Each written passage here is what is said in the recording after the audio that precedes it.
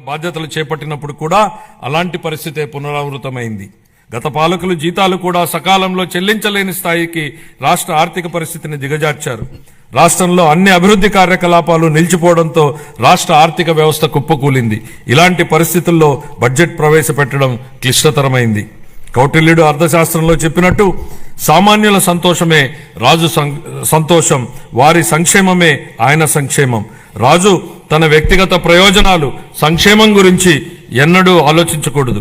ప్రజల ఆనందంలోనే తన ఆనందాన్ని పొందడానికి ఎల్లప్పుడూ ప్రయత్నించాలి. నందరాజ వంశపు దుర్మార్గపు పాలన తర్వాత సుసంపన్నమైన మరియు న్యాయపాలనను స్థాపించడంలో చంద్రగుప్త మౌర్యుడికి కౌటిల్యుడి మార్గదర్శకం వహించినట్లే గత ప్రభుత్వ పాలనలోని విధ్వంసకర విధానాల తర్వాత గౌరవనీయ ముఖ్యమంత్రి గారు పారదర్శక, సంక్షేమం మరియు శాంతి భద్రతలతో కూడిన పాలనతో ప్రగతి పథం వైపు నడిపిస్తున్నారు. మన రాష్ట్ర పునర్నిర్మాణం కోసం ముఖ్యమంత్రి గారు నిరంతరం శ్రమిస్తున్నారు. మన రాష్ట్రంలో లభ్యమవుతున్న మౌలిక సదుపాయాల అవసరాలను బేరీజు వేసి కొత్త ఆర్థిక వృద్ధి అంశాలను గుర్తించి కొత్త విధి విధానాలతో రాష్ట్ర పురోగమనానికి కావలసిన విధానాన్ని సంస్కరణలను తీసుకువచ్చారు. గౌరవ ముఖ్యమంత్రి శ్రీ నారా చంద్రబాబు నాయుడు గారు మన రాష్ట్రాభివృద్ధి కోసం 1990వ దశకంలోనే విజన్ 2020 డాక్యుమెంట్ను రూపొందించారు. అప్పటి ప్రతిపక్షాలు ఆ ఆలోచనని విమర్శించాయి. కానీ నేటి హైదరాబాద్ను చూసినట్లయితే వారి విజన్ సాకారమైంది. ఇదే ఆయన దార్శనికతకు, సామర్థ్యానికి నిదర్శనం. మళ్లీ 2024లో మరొక గొప్ప విజన్ను దిశానిర్దేశం చేస్తూ గౌరవ ముఖ్యమంత్రి గారు స్వర్ణాంధ్ర 2047కు శ్రీకారం చుట్టి రాష్ట్రాభివృద్ధికి మార్గనిర్దేశనం చేశారు. 15% పైగా రాష్ట్ర స్థూల దేశీయ ఉత్పత్తి వృద్ధి రేటును స్థిరంగా సాధించడం, తలసరి ఆదాయాన్ని పెంచడం, పేదరికాన్ని రూపుమాపడం ద్వారా అభివృద్ధి ఫలాలను అత్యంత అణగారిన వర్గాలకు అందించడమే దీని లక్ష్యం. మా ప్రభుత్వం స్వర్ణాంధ్ర 2047 దిశగా పనులను మొదలుపెట్టింది. ఇందులో భాగంగా పాత విధానాల్లోని లోపాలను సరిచేస్తూ నూతన ఇసుక విధానం, ఎక్సైజ్ విధానం, ఆంధ్రప్రదేశ్ పారిశ్రామిక అభివృద్ధి విధానం లాంటి ఎన్నో విధానాలను తీసుకొచ్చింది. అప్పులు చేయడమే తప్ప అప్పులు తీర్చడాన్ని మరిచిన గత ప్రభుత్వం తప్పుడు విధానాలను సరిచేస్తున్నాం. ప్రభుత్వం కాంట్రాక్టర్లను బ్లాక్ లిస్టులో పెట్టడం చూశాం. కానీ గత పాలకుల విధానాల వల్ల ఆంధ్రప్రదేశ్ ప్రభుత్వాన్నే కాంట్రాక్టర్లు బ్లాక్ లిస్టులో పెట్టి పనులు చేయడానికి ముందుకు రాని పరిస్థితి ఏర్పడింది. ఈ పరిస్థితి నుంచి రాష్ట్రాన్ని తప్పించాం. 24 నుండి రాష్ట్ర ఆర్థిక వ్యవహారాలను సమర్థవంతంగా నిర్వహించడం ద్వారా రాష్ట్ర ప్రభుత్వాన్ని గాడిలో పెడుతున్న విధి విధానాలను ముచ్చుకు కొన్ని తెలియజేస్తున్నాను. జూన్ 12, 2020 నాటికి ఉన్న 23,556 కోట్ల రూపాయలను, వేల కోట్ల రూపాయల బకాయిలను చెల్లించాం. అధ్యక్ష, గత ప్రభుత్వం 93 కేంద్ర ప్రాయోజిత పథకాలను నిలిపివేసింది. 9,371 కోట్ల రూపాయల బకాయిలను చెల్లించడం ద్వారా 74 పథకాలను మా ప్రభుత్వం పునః ప్రారంభించింది. దీనివల్ల కేంద్రం ప్రభుత్వం నుంచి మన రాష్ట్రానికి మరిన్ని నిధులు అందాయి. నీటిపారుదల, రహదారులు మరియు ఇతర పనులకు సంబంధించి 12,735 కోట్ల రూపాయల బకాయిలను చెల్లించడం వల్ల రాష్ట్ర ఆర్థికాభివృద్ధి పునరుత్తేజితమైంది. పంచాయతీలు మరియు మున్సిపాలిటీలను బలోపేతం చేయడానికి 2,793 కోట్ల రూపాయల ఆర్థిక సంఘం నిధులను మా ప్రభుత్వం చెల్లించింది. ఎన్టీఆర్ భరోసా, ఎన్టీఆర్ వైద్య సేవ మరియు దీపం 2.0 పథకాలకు 31,613 వేల కోట్ల రూపాయల్ని మా ప్రభుత్వం విడుదల చేసింది. మన రాష్ట్ర అభివృద్ధికి ఎన్డీఏ కట్టుబడి ఉంది. గౌరవ ప్రధానమంత్రి శ్రీ నరేంద్ర మోడీ గారి సహకారంతో పోలవరం నీటిపారుదల ప్రాజెక్టు మరియు అమరావతి రాజధాని ప్రాజెక్టులను మా ప్రభుత్వం మళ్లీ పట్టాలెక్కించగలిగింది. 23-24 ఆర్థిక సంవత్సరంలో మూలధన పెట్టుబడుల కోసం కేంద్ర ప్రభుత్వాలు రాష్ట్రాలకు అందించే ప్రత్యేక సహాయంలో అయిన ఖర్చు కేవలం 4,090 కోట్ల రూపాయలు మాత్రమే. 24-25 ఆర్థిక సంవత్సరంలో మన రాష్ట్రానికి గణనీయంగా 7,200 కోట్ల రూపాయల మేర కేటాయింపులు పెరిగాయని గౌరవ సభకు తెలియజేయడానికి ఎంతో సంతోషిస్తున్నాను. మార్చి 31, 2025 నాటికి ఈ కేటాయింపులు మరింత పెరిగే అవకాశం ఉంది. మా ప్రభుత్వం పాలనా పగ్గాలు చేపట్టాక రాష్ట్ర ఆర్థిక వృద్ధి మళ్లీ గాడిలో పడింది. 24-25 ఆర్థిక సంవత్సరం మొదటి ముందస్తు అంచనాల ప్రకారం రాష్ట్ర స్థూల దేశీయ ఉత్పత్తి 12.94% వృద్ధి చెందింది. అన్ని ముఖ్యమైన రంగాలు మరింత బలం పుంజుకున్నాయి. వీటిలో వ్యవసాయం మరియు అనుబంధ రంగాలు 15.86%, పరిశ్రమలు 6.7% వృద్ధిని సాధించగా సేవల రంగం 11.7% వృద్ధిని సాధించగలిగాయి. జూన్ 2024 నుంచి అతి తక్కువ సమయంలోనే మా ప్రభుత్వం మేనిఫెస్టోలో ఇచ్చిన ఈ కింది ప్రధాన హామీలను నెరవేర్చింది. ఎన్టీఆర్ భరోసా పెన్షన్లను నెలకు 4,000 రూపాయలకు పెంచడం జరిగింది. పేదల కోసం 204 అన్నా క్యాంటీన్లను ఏర్పాటు చేయడం జరిగింది. దీపం పథకం ద్వారా ఉచిత సిలిండర్లను ఇవ్వడం జరుగుతోంది. అర్చకులు, ఇమాంలు మరియు మౌజన్లకు గౌరవ వేతనం పెంచడం జరిగింది. 16,347 ఉపాధ్యాయుల నియామక ప్రక్రియకు మా ప్రభుత్వం శ్రీకారం చుట్టింది. అధ్యక్ష, చేసే ప్రతి పనిని ప్రజల ఆమోదంతో చేయాలనేది చంద్రబాబు గారి ఆలోచన. నేడు, రేపు మరియు మర్నాడు ప్రజలను ఒప్పించి ముందుకు సాగాలి. ప్రజాస్వామ్యంలో ఇది నిరంతర ప్రక్రియ. We have to convince people today, tomorrow and day after tomorrow continuously in democracy అనేది ముఖ్యమంత్రి గారు పదే పదే చెప్తుంటారు. బడ్జెట్ అనేది కేవలం కేటాయింపులు మాత్రమే కాదు, ప్రజల ఆశలు, ఆకాంక్షలు, అభివృద్ధి, సంక్షేమం ఉన్న వనరులతో వీటిని సమతూకం చేయడమే బడ్జెట్ ప్రక్రియ. దీన్ని గత ప్రభుత్వం పూర్తిగా గాలికి వదిలేసింది. దీంతో ఆర్థిక వ్యవస్థ క్లిష్టతరంగా మారింది. దీన్ని సరిదిద్దే దిశగా 24-25 ఆర్థిక సంవత్సరపు మన బడ్జెట్ రాష్ట్ర దిద్దుబాటుకు పునాది వేసింది. ఇప్పుడు మా ప్రభుత్వం ప్రతి రూపాయిని లెక్కించి, ప్రతి శాఖతోనూ లోతుగా చర్చించి, ప్రతి అవసరాన్ని గుర్తించి, వారి భవిష్యత్ సవాళ్లను విశ్లేషించి 25-26 బడ్జెట్ను రూపొందించాం. అధ్యక్ష, గౌరవ ముఖ్యమంత్రి శ్రీ నారా చంద్రబాబు నాయుడు గారి సూచనలకు అనుగుణంగా శాఖల వారీ కేటాయింపులను గౌరవ సభ ముందు ప్రతిపాదిస్తున్నాను. వ్యవసాయం మరియు అనుబంధ రంగాలు. ప్రముఖ వ్యవసాయ శాస్త్రవేత్త డాక్టర్ ఎంఎస్ స్వామినాథన్ గారి మాటలు నాకు గుర్తుకొస్తున్నాయి. వ్యవసాయం గాడి తప్పితే మరేదీ సక్రమంగా సాగడానికి అవకాశం ఉండదు. మన రాష్ట్ర వ్యవసాయ రంగం 62% జనాభాకు ఆసరాగా ఉంటూ మన ఆర్థిక వ్యవస్థకు వెన్నెముకగా నిలుస్తోందన్నది వాస్తవం. వ్యవసాయ రంగం ఎంతో ప్రాముఖ్యతను కలిగి ఉన్నప్పటికీ ఈ రంగానికి సంబంధించి అనేక కీలక పథకాలను అమలు చేయడంలో గత ప్రభుత్వం పూర్తిగా విఫలమైంది. వివిధ వ్యవసాయ పథకాల కింద చెల్లించవలసిన 5,510 కోట్ల రూపాయల బకాయిలను గత ప్రభుత్వం చెల్లించలేదు. వీటిలో 693 కోట్ల రూపాయల బకాయిలను మా ప్రభుత్వం చెల్లించింది. రాష్ట్రీయ కృషి వికాస్ యోజన కింద చేపట్టే డ్రిప్ ఇరిగేషన్ పథకాన్ని గత కొన్ని సంవత్సరాలుగా అమలు చేయలేదు. అసలు డ్రిప్ ఇరిగేషన్ ప్రాజెక్టుకు ఉన్న ప్రాధాన్యత గత పాలకులకు ఏం తెలుసు అధ్యక్ష? డ్రిప్ ఇరిగేషన్ అనేది ఈ దేశంలో లేని రోజుల్లో దాని ప్రాధాన్యతను గుర్తించిన నాయకుడిని చూశాం. దేశమంతటా డ్రిప్ ఇరిగేషన్ ఉన్న ఈ రోజుల్లో దాన్ని నిర్లక్ష్యం చేసిన గత పాలకుడిని చూశాం. ఈ సందర్భంగా డ్రిప్ ఇరిగేషన్ ఈ దేశంలోకి తొలి అడుగు ఎలా పెట్టిందనేది ఈ తరానికి తెలియజెప్పాల్సింది అధ్యక్ష. డ్రిప్ ఇరిగేషన్ గురించి ఎవరూ ఆలోచన చేయని 90వ దశకంలో ఇజ్రాయెల్ టెక్నాలజీని రాష్ట్రానికి తేవాలన్నారు చంద్రబాబు నాయుడు గారు. అధ్యయనానికి ఇజ్రాయెల్కి వెళ్లిన కమిటీలో నేను సభ్యుడిగా ఉన్నాను అధ్యక్ష. 3 IAS అధికారులను నన్ను సభ్యుడిగా ఆ కమిటీలో నియమించారు. నాటి ఉమ్మడి రాష్ట్ర ముఖ్యమంత్రి చంద్రబాబు గారి సూచనల మేరకు దాన్ని అధ్యయనం చేసి అందించిన నివేదిక ఆధారంగా దేశంలోనే తొలిసారిగా ఉమ్మడి రాష్ట్రంలో డ్రిప్ ఇరిగేషన్ పైలట్ ప్రాజెక్టు ప్రారంభించారు. దీనిపై నాటి కాంగ్రెస్ పార్టీ అవహేళన చేసింది. ఆ తర్వాత డ్రిప్ ఇరిగేషన్ పై జాతీయ స్థాయిలో వేసిన టాస్క్ ఫోర్స్ కు ఆయనే నేతృత్వం వహించారు. ఇవాళ డ్రిప్ లేని రాష్ట్రం లేదు, డ్రిప్ లేని పొలం లేదు. What Chandrababu Naidu thinks today the nation thinks tomorrow అనడానికి ఇంతకన్నా ఏ నిదర్శనం కావాలని అడుగుతున్నా అధ్యక్ష. ఇలాంటి డ్రిప్ ఇరిగేషన్ ను గత ప్రభుత్వం పూర్తిగా నిర్లక్ష్యం చేసింది. కేంద్ర ప్రభుత్వం డ్రిప్ ఇరిగేషన్ పథకం కోసం విడుదల చేసిన 616 కోట్ల రూపాయలను దారి మళ్లించింది. మా ప్రభుత్వం ఏర్పడిన తర్వాత డ్రిప్ ఇరిగేషన్ కోసం 176 కోట్లను విడుదల చేసి అదనంగా 85,000 హెక్టార్లను డ్రిప్ ఇరిగేషన్ కింద తీసుకురావడానికి మా ప్రభుత్వం అనుమతులిచ్చింది. జీవితంలో ఒక్కసారైనా డాక్టర్, లాయర్, పోలీసు మరియు బోధకుడు అవసరమని చెప్తా ఉంటారు. కానీ రైతు ప్రతిరోజు అవసరం, 3 పూటల అవసరం. కాబట్టి అలాంటి అన్నదాతకు ప్రగాఢ కృతజ్ఞతా భావంతో మేం మరో సూపర్ 6 హామీని నెరవేర్చడానికి సిద్ధమవుతున్నామని తెలియజేయడానికి ఎంతో సంతోషంగా ఉంది.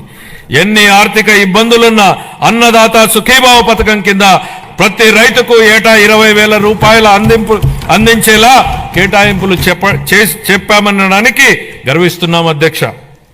మా ప్రభుత్వం వ్యవసాయ రంగానికి ఊతమిచ్చేందుకు రాష్ట్ర వ్యాప్తంగా 21.87 లక్షల వ్యవసాయ పంపు సెట్లకు 9 గంటల ఉచిత విద్యుత్తుని సరఫరా చేస్తోంది.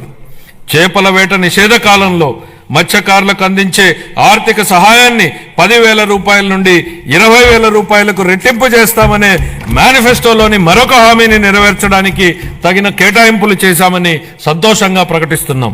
25-26 ఆర్థిక సంవత్సరానికి వ్యవసాయం మరియు అనుబంధ రంగాలకు 13,487 కోట్ల రూపాయల కేటాయింపును ప్రతిపాదిస్తున్నాను.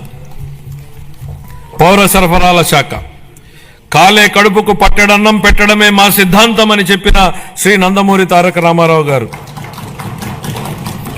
దాన్ని నిజం చేసే దిశగా 94లో సంవత్సరంలో 2 రూపాయలకి కిలో బియ్యం పథకం ప్రవేశపెట్టారు. దేశం మొత్తం ఈ నమూనానే అనుకరించింది.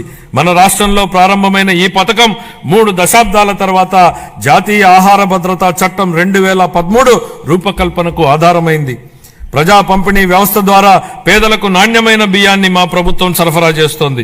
వచ్చే విద్యా సంవత్సరం నుండి మధ్యాహ్న భోజనం కింద ప్రభుత్వ పాఠశాలలకు మరియు సాంఘిక సంక్షేమ వసతి గృహాలకు ప్రత్యేకంగా ప్యాక్ చేయబడిన నాణ్యమైన బియ్యం సరఫరా చేయబడుతుందని గౌరవ సభకు తెలియజేస్తున్నాను. గత ప్రభుత్వం నిర్లక్ష్యం చేసిన ధాన్య సేకరణ ప్రక్రియను మా ప్రభుత్వం మెరుగుపరిచింది. వ్యవసాయ రాబడిలో వరి కొనుగోళ్లకు ఇచ్చే మద్దతు ధర ముఖ్యమైనది అని మనందరికీ తెలుసు. 2024 ఖరీఫ్ కాలానికి గాను 5.50 లక్షల మంది రైతులకు 32.7 లక్షల మెట్రిక్ టన్నుల ధాన్యం కొనుగోళ్లకు గాను మా ప్రభుత్వం 7,564 కోట్ల రూపాయలను 48 గంటల్లోనే చెల్లించడం జరిగిందని గౌరవ సభకు తెలియజేస్తున్నాను. వాస్తవానికి 90% మంది రైతులకు 24 గంటల్లోనే చెల్లింపులు జరిగాయి.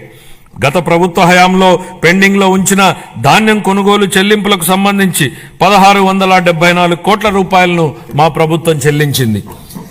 తన సోదరీమణుల వంటింటి కష్టాల నుండి గట్టెక్కించడానికి మన గౌరవ ముఖ్యమంత్రి గారు 1999 సంవత్సరంలో దీపం పథకాన్ని తెచ్చారు. ఆ పథకం సాంప్రదాయ కట్టెల పొయ్యి వాడకం నుండి ఎల్పిజి సిలిండర్ల వాడకం వైపుకు పేద మహిళలు మారడానికి దోహదం చేసింది. మహిళలు మహారాణులు అనే విశ్వాసంతో మా ప్రభుత్వం ఆ వారసత్వాన్ని నేడు కొనసాగిస్తూ దీపం 2.0 పథకాన్ని ప్రారంభించింది. ఈ పథకం కింద 90.1 లక్షల మందికి అర్హులైన లబ్ధిదారులకు సంవత్సరానికి 3 ఎల్పిజి సిలిండర్లను మా ప్రభుత్వం ఉచితంగా అందిస్తోంది. ఈ 25-26 ఆర్థిక సంవత్సరానికి గాను దీపం 2.0 పథకం కోసం 2,601 కోట్ల రూపాయల కేటాయింపును ప్రతిపాదిస్తున్నాను. ఈ ఆర్థిక సంవత్సరానికి గాను పౌర సరఫరాల శాఖకు 3,806 కోట్ల రూపాయల కేటాయింపును ప్రతిపాదిస్తున్నాను. సంక్షేమ రంగం ప్రజలకు సామాజిక సంక్షేమాన్ని అందించడమే అధికారం యొక్క ఏకైక విధి బెంజమిన్ డిస్రేలి అన్నారు. స్వర్ణాంధ్ర విజన్ 2047 లక్ష్యాలకు అనుగుణంగా మేనిఫెస్టోలో ఇచ్చిన మా హామీలను అమలు చేస్తూ బడుగు బలహీన వర్గాల సంక్షేమానికి మా ప్రభుత్వం పెద్దపీట వేస్తోంది. వృద్ధులను ఓటు బ్యాంకుగా పరిగణించకుండా వారి జీవితాలకు ఆసరా కల్పించడాన్ని మా ప్రభుత్వం ఒక సామాజిక బాధ్యతగా భావించి మన గౌరవ ముఖ్యమంత్రి గారు సామాజిక భద్రతను ఆర్థిక కోణంలో కాకుండా మానవతా దృక్పథంతో చూస్తూ లక్షల కుటుంబాలకు పెద్ద కొడుకుగా మారి 35 రూపాయలతో ప్రారంభమైన పింఛన్ను ఎన్టీఆర్ భరోసా పింఛన్ల పేరుతో ఇప్పుడు 4,000 రూపాయలకు పెంచడం జరిగింది. దేశంలోనే అత్యధిక సామాజిక భద్రతా పెన్షన్లు ఇస్తున్న రాష్ట్రం మన రాష్ట్రమే. మేనిఫెస్టోలో ఇచ్చిన హామీ మేరకు ఎన్టీఆర్ భరోసా పథకంలో భాగంగా మా ప్రభుత్వం పెన్షన్లను వివిధ విభాగాలలో 4,000 రూపాయల నుండి 15,000 రూపాయల వరకు లబ్ధిదారులకు అందిస్తూ నిజమైన సంక్షేమానికి ఆదర్శంగా నిలుస్తోంది. షెడ్యూల్ కులాలు మరియు తెగల విద్యార్థులకు విద్యా సామాజిక భద్రత మరియు ఆర్థిక సాధికారతలపై మా ప్రభుత్వం దృష్టి సారించి వారి కోసం ప్రీ మెట్రిక్ పోస్ట్ మెట్రిక్ ఉపకార వేతనాలను అందిస్తోంది. మా ప్రభుత్వం మొత్తం 27.39 లక్షల మంది షెడ్యూల్ తెగల సామాజిక ఆర్థిక అభివృద్ధికి కట్టుబడి ఉంది. దీనిలో 4.93 లక్షల మంది బలహీన గిరిజనులకు మా ప్రభుత్వం ఐటీడీఏ ప్రాంతంలోని గిరిజనుల విద్య, వైద్యం, మౌలిక సదుపాయాలు, జీవనోపాధి, నైపుణ్యాభివృద్ధి, స్వయం ఉపాధి వంటి వివిధ రంగాలలో సంక్షేమం మరియు అభివృద్ధి కార్యక్రమాలను అమలు చేయడం ద్వారా వారి ఉన్నతికి దోహదపడుతోంది. ఇమాంలు, మౌజన్లు గౌరవ వేతనంగా ఇవ్వవలసిన 90 కోట్ల రూపాయలను 1 సంవత్సరం పాటు గత ప్రభుత్వం చెల్లించలేదు. మా ప్రభుత్వం వచ్చిన తర్వాత వారికి గౌరవ వేతనాన్ని 15,000 రూపాయల చొప్పున చెల్లించాం. నిర్వీర్యమైన వక్ఫ్ బోర్డుని పునరుద్ధరించాం. మద్యం లైసెన్సుల్లో 10% కల్లు గీత కార్మికులకు కేటాయించడం జరిగింది. ధూపదీప నైవేద్యాలకు 10,000 మరియు అర్చకులకు కనీస గౌరవ వేతనాన్ని 15,000కు పెంచాం. ఇంతేకాకుండా పేదలపై భారాన్ని తగ్గించడానికి దారిద్ర్య రేఖకు దిగువనున్న ఎస్సీ, ఎస్టీ కుటుంబాలకు నెలకు 200 యూనిట్ల ఉచిత విద్యుత్తును మా ప్రభుత్వం అందిస్తోంది. అలాగే దారిద్ర్య రేఖకు దిగువన ఉన్న వెనుకబడిన తరగతులకు చెందిన చేనేత అన్నలకు, నాయి బ్రాహ్మణుల సెలూన్లకు ఉచితంగా విద్యుత్తును అందిస్తున్నాం. చేతి వృత్తులు, హస్తకళాకారులు, ఇతర సాంప్రదాయ వృత్తుల వారికి గతంలో అండగా నిలిచిన ఆదరణ పథకాన్ని పునఃప్రారంభిస్తున్నాం. ఈ పథకం అందించే పనిముట్లు మరియు ఉపకరణాల వినియోగంతో ఉత్పాదకత పెరిగి స్థిరమైన ఆదాయం పొందడానికి దోహదపడుతుంది. 25-26 ఆర్థిక సంవత్సరానికి షెడ్యూల్ కులాల సంక్షేమం కోసం 20,281 కోట్ల రూపాయలను, షెడ్యూల్ తెగల సంక్షేమం కోసం 8,159 కోట్ల రూపాయలు, వెనుకబడిన వర్గాల సంక్షేమం కోసం 47,456 కోట్ల రూపాయలను, అల్పసంఖ్యాక వర్గాల సంక్షేమం కోసం 5,434 కోట్ల రూపాయల కేటాయింపును ప్రతిపాదిస్తున్నాను. మహిళాభివృద్ధి మరియు శిశు సంక్షేమం. అసంబద్ధ సామాజిక కట్టుబాట్లను ధిక్కరించి భారతదేశంలో తొలి మహిళా ఉపాధ్యాయులుగా గుర్తింపు పొందిన శ్రీమతి సావిత్రిబాయి పూలే ఈ విధంగా అన్నారు: ఒక మహిళకు సాధికారత కల్పిస్తే మొత్తం సమాజాన్నే ఉద్ధరించినట్లవుతుంది. మా నాయకుడు గౌరవ ముఖ్యమంత్రి శ్రీ నారా చంద్రబాబు నాయుడు గారు ఈ సిద్ధాంతాన్ని దృఢంగా విశ్వసించి స్వయం సహాయక సంఘాల ద్వారా మహిళలకు సాధికారత కల్పించిన మొదటి వ్యక్తి. వంటగదికే పరిమితమైన మహిళలు స్వయం సహాయక సంఘాల ద్వారా సామాజిక ఉద్యమంలో భాగస్వాములయ్యారు. మన రాష్ట్రం స్వయం సహాయక సంఘాల ఉద్యమానికి పర్యాయపదంగా దేశానికి ఆదర్శంగా నిలిచింది. నేడు మన రాష్ట్రంలో 10 లక్షలకు పైగా స్వయం సహాయక సంఘాలు పనిచేస్తూ రాష్ట్ర ఆర్థిక కార్యకలాపాలలో ప్రముఖ పాత్ర పోషిస్తున్నాయి.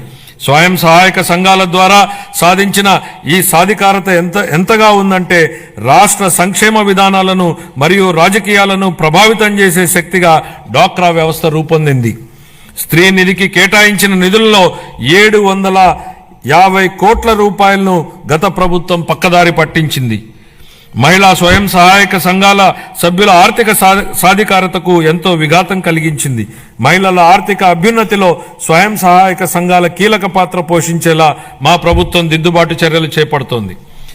సమగ్ర శిశు అభివృద్ధి పథకం, మిషన్ శక్తి వంటి పథకాల ద్వారా మహిళలు, పిల్లలు మరియు కౌమార దశలో ఉన్న వారికి తగిన పోషకాహారం అందించేందుకు మా ప్రభుత్వం అనేక చర్యలు తీసుకుంటోంది. మేనిఫెస్టోలో హామీ మేరకు అంగన్వాడీ కార్యకర్తలకు గ్రాట్యుటీ మంజూరు చేసిన ఘనత మా ప్రభుత్వానిదే. వృద్ధుల సంరక్షణ కోసం కొత్తగా 12 వృద్ధాశ్రమాలు మంజూరు చేయడం జరిగింది.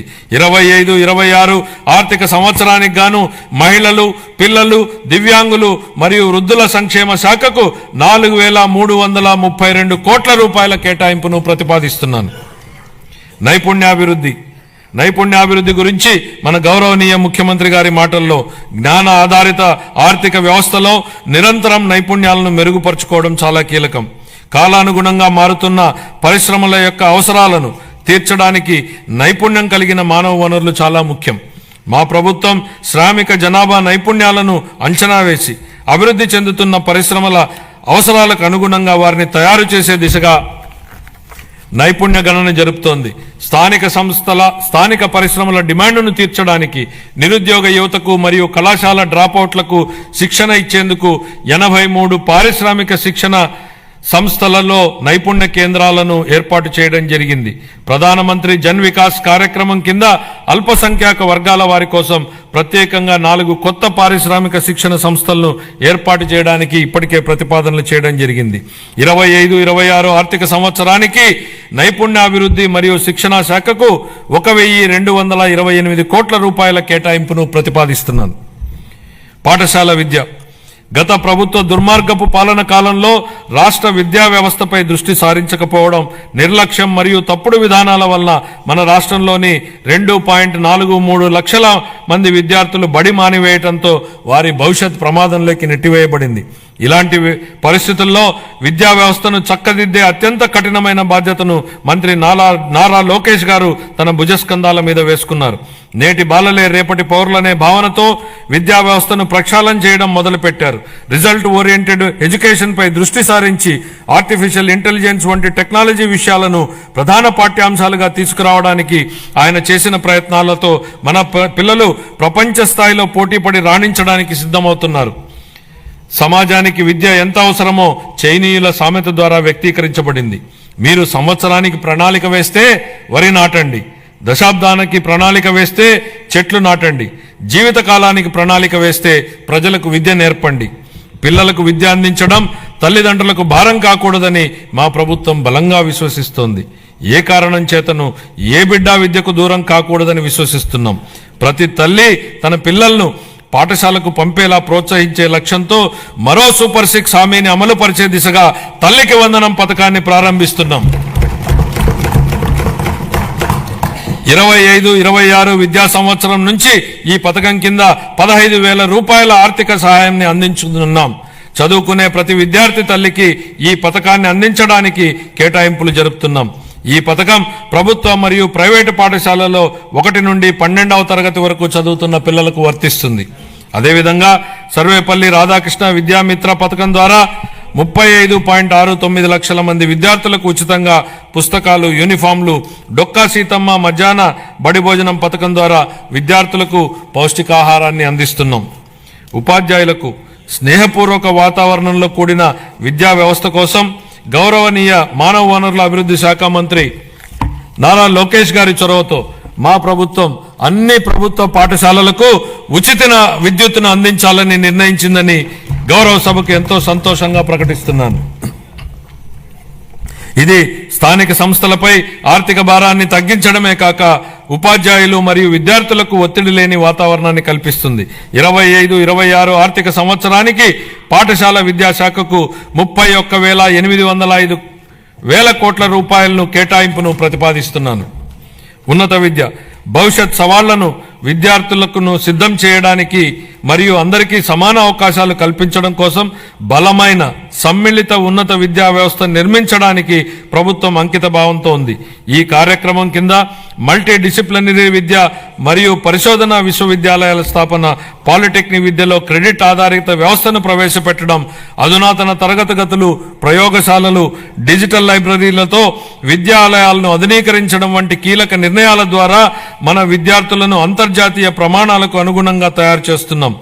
ప్రపంచవ్యాప్తంగా ఉన్న ప్రముఖ 100 విశ్వవిద్యాలయాల్లో మన రాష్ట్ర విశ్వవిద్యాలయాలను నిలపడమే మేము లక్ష్యంగా పెట్టుకున్నాం. 25-26 ఆర్థిక సంవత్సరానికి గాను ఉన్నత విద్యాశాఖకు 2,506 కోట్ల రూపాయలను కేటాయింపును ప్రతిపాదిస్తున్నాను. ఆరోగ్య రంగం. గత ప్రభుత్వ పాలనలో ఆరోగ్య రంగం పూర్తిగా నిర్లక్ష్యానికి గురైన విషయాన్ని మనం చూశాం అధ్యక్ష. సకాలంలో చెల్లింపులను చేయకపోవడంతో మందుల కొరత, సౌకర్యాల కొరత, సేవల కొరతకు కారణమైంది అధ్యక్ష. వైద్య రంగంలో దాదాపు 6,400 కోట్ల రూపాయల బకాయిలను వారసత్వంగా ఇచ్చారు అధ్యక్ష.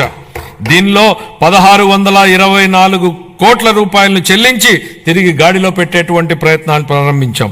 నిర్లక్ష్యానికి గురైన వైద్యారోగ్య రంగాన్ని గాడిలో పెట్టడమే కాకుండా ఈ శాఖకు సంబంధించి ప్రజారోగ్యానికి సంబంధించి మేనిఫెస్టోలో ఇచ్చిన హామీలను అమలు చేస్తున్నాం. దీనిలో భాగంగా ఇప్పటికే ఉన్న ఎన్టీఆర్ వైద్య సేవ పథకానికి తోడుగా ప్రతి కుటుంబానికి నాణ్యమైన వైద్య సేవలు అందించేందుకు పేద మధ్యతరగతి ప్రజలకు ఆసుపత్రులకు వెళ్లిన వెంటనే ఎటువంటి ఇబ్బంది లేకుండా కార్పొరేట్ వైద్యం అందేలా పథకాన్ని రూపొందించాం. దీనిలో భాగంగా ప్రతి కుటుంబానికి 25 లక్షల రూపాయల ఆరోగ్య బీమా పథకాన్ని అందుబాటులోకి తీసుకొచ్చేందుకు మా ప్రభుత్వం ప్రణాళికలు చేపట్టింది. ఈ ఏడాదిలోనే ఈ పథకాన్ని అమల్లోకి తేనున్నాం. దీంతో పాటు ఆసుపత్రుల్లో మందుల సరఫరా, మెరుగైన వైద్య సేవలు, పారిశుద్ధ్యం వంటివి ఇప్పటికే చేపడుతున్నాం అధ్యక్ష. 25-26 ఆర్థిక సంవత్సరానికి వైద్య ఆరోగ్య మరియు కుటుంబ సంక్షేమ శాఖకు 19,264 కోట్ల రూపాయల కేటాయింపును ప్రతిపాదిస్తున్నాను అధ్యక్ష. పంచాయతీరాజ్ మరియు గ్రామీణాభివృద్ధి. గ్రామాలు శక్తి సంపన్నమై స్వయం సమృద్ధి మరియు సాధికారతలతో తొలతూగకపోతే దేశాభివృద్ధి అసంపూర్తిగానే ఉండిపోతుంది. దీన్ దయాళ్ ఉపాధ్యాయ అన్న మాటల అధ్యక్ష. గ్రామీణ ప్రాంతాల అవసరాలను తీర్చాల్సిన గురుతర బాధ్యతను గత ప్రభుత్వం విస్మరించింది. రహదారులు, తాగునీటి వంటి కనీస అవసరాలను పొందడం ప్రజల హక్కు అయినప్పటికీ గత ప్రభుత్వం వీటిపై దృష్టి పెట్టలేదు. స్థానిక సంస్థల నిధులను పక్కదారి పట్టించడం వల్ల మన రాష్ట్ర గ్రామీణ ఆర్థిక వ్యవస్థలపై ఇది ప్రభావం చూపి గ్రామ పంచాయతీల హోదాను దిగజార్చింది. గౌరవనీయ ఉప ముఖ్యమంత్రి శ్రీ పవన్ కళ్యాణ్ గారి మార్గదర్శకంలో ప్రజల జీవన ప్రమాణాలు మెరుగుపరచాలనే లక్ష్యంతో మా ప్రభుత్వం గ్రామీణాభివృద్ధిలో ముందడుగు వేస్తోంది.